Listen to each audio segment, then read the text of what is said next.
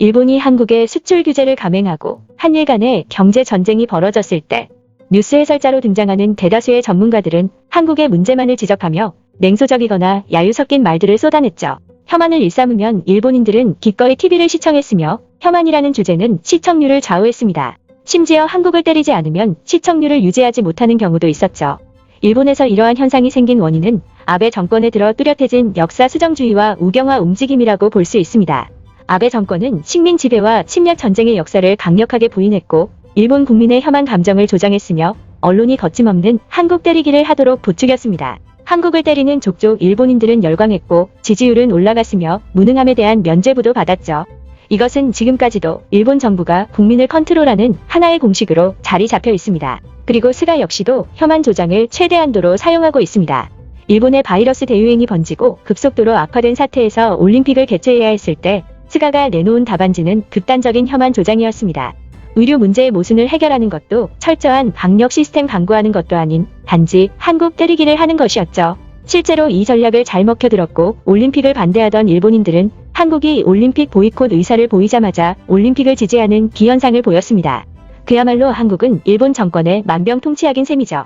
그러나 스가가 도를 넘는 한국 때리기를 하는 바람에 일본 내에서 한국과의 극단적인 관계 악화에 의문을 품기 시작한 사람들이 나타나기 시작했습니다. 한국과의 관계 악화는 일본에 악영향을 미칠 뿐이라는 것이 증명됐는데 왜 우리는 한국을 깎아내리는 것에 열광하고 있느냐는 것이죠. 스가가 한국에 외교 결례를 보인 이후에 일본 커뮤니티 사이트에는 스가가 역대 최악의 총리라는 불명예를 한국을 이용하여 지우려 한다.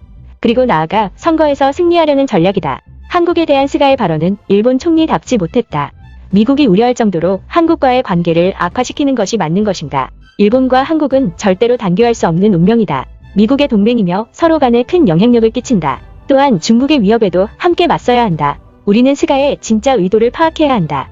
등의 댓글이 올라오며 한국을 향한 일본 정부의 움직임에 의문을 품기 시작했습니다.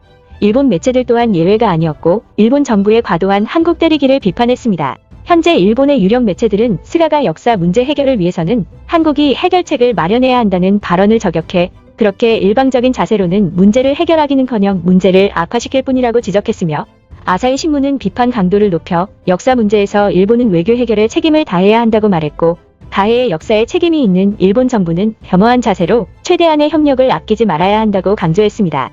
니혼게이자의 신문 역시도 한국과 일본은 지역 안정을 위해 대화를 모색해야 한다고 지적했고 일본 정부를 향해 한국과 대화를 통해 문제를 해결해야 한다는 자세를 잃지 말아야 한다고 주문했습니다. 그리고 이 매체는 일본 정부와 여당 내에서는 한일 관계가 나빠지는 것을 방치하지만 긴장이 높아지는 지형 정세에는 유해가 없다고 강조했으며 한국 측에서 관계 개선에 의욕을 보이고 있고 한국을 중요한 이웃나라로 규정한다면 정상 간 메시지를 직접 전달해야 하는 것이 원칙이라고 말했습니다. 한국과의 과도한 관계 악화를 두려워하고 있다는 것이죠. 그렇다면 해당 사안에 대해 일본인들은 어떤 반응을 보였는지 알아보겠습니다. 한국이 먼저 대화를 하고 싶다는 의사를 전달했을 때 아무런 이유 없이 거절한 것은 스가의 외교력이 형편없다는 것을 증명해준다. 21세기에 들어서 이란 관계는 이토록 악화된 적이 단 한 번도 없었다. 이제 일본은 다이너마이트를 떠안게 됐고 그 위력이 얼마나 클지 아무도 알지 못한다. 스가는 국민의 목숨이 안중에도 없는 사람이라는 걸 기억해라. 한국을 이용하여 지지를 얻는 일본 정부도 한국이라는 말만 들으면 입에 거품을 물고 달려드는 국민들도 다 잘못됐다. 가장 무서운 것은 특정 지지층이 아닌 평범한 사람들조차 혐한을 조장하는 분위기에 세뇌되고 있다는 거다. 우리 주변을 한번 둘러봐라. 뭔가 잘못된 것을 느끼지 않는가? 일본에서 한국에 대한 반감은 정의가 아닌 신념이 되고 있다. 아베나 스가나 지지율이 떨어질 때마다 한국을 이용한 것은 인정한다. 그러나 한국이 그만큼 잘못을 했기 때문 아닌가? 한국은 다케시마 문제를 국제사법재판소에 가져가는 것을 거부하고 있고 불법 점거하고 있다. 또한 역사 문제에 대해서도 거짓말을 하고 있다. 일본에서 혐한 조장을 하도록 만든 건 한국이라는 말이다. 한국이 억지를 부리고 거짓말을 하고 있다는 게 우리가 아는 진실이다. 그런데 두려운 것은 우리가 아는 진실이 거짓일 수도 있다는 거다. 아베는 일본에 관한 내용도 은폐하고 조작했던 사람이다. 과연 한국에 대해서는 어느 정도일까? 지금 와서 생각해보면 역사 문제를 왜곡하고 있는 것은 한국이 아니라 일본이지 않을까? 최근 스가의 행보는 정말 한국과 관계를 끊으려고 하는 것처럼 보인다. 적당한 선에서는 대화를 해야 하는데 그것마저 당차게 거절하고 있다. 이게 과연 일본 국익에 도움이 되는 일일까? 솔직히 말로는 한국을 욕했지만 진짜로 관계가 끊어질까봐 두렵다.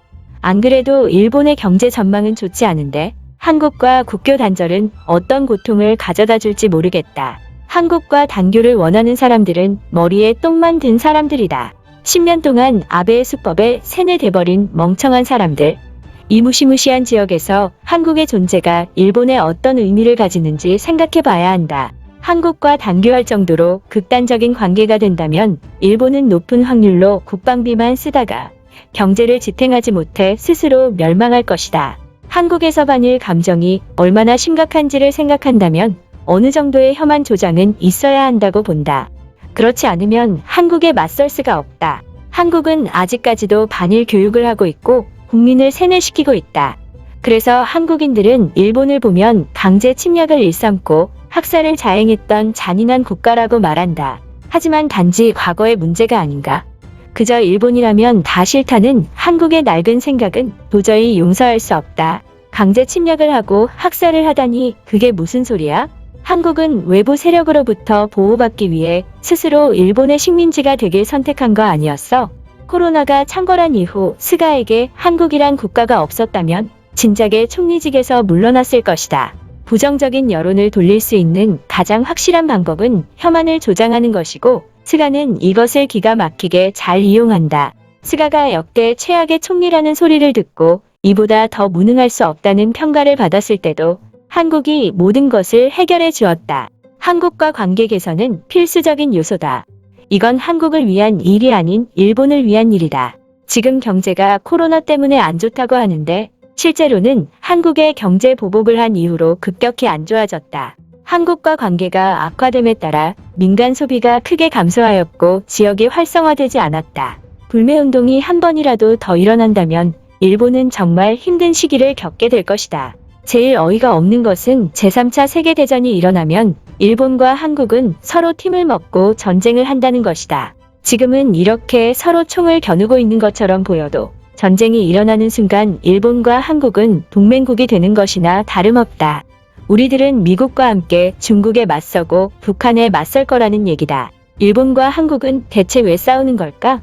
이제는 아무 의미도 없는 자존심 싸움으로 남아버린 게 아닐까. 지금 한국과 일본은 누구 하나가 엎드려야만 싸움이 끝날 수 있는 극단적인 지경까지 왔다. 현재 일본의 경제 여력이나 대외적인 상황이 좋으면 모르겠지만 그렇지 않다. 일본이 먼저 대화를 시도하지 않는 자존심을 지켰으면 됐지 왜 한국의 대화 요구에 응하지 않은 것인가? 분명히 스가는 뒤도 보지 않고 선거 때까지 한국을 이용할 작정이다. 여기까지 시청해주신 시청자분들께 진심으로 감사하다는 말씀드립니다. 시청자분들의 의견은 영상 제작에 큰 도움이 됩니다. 감사합니다.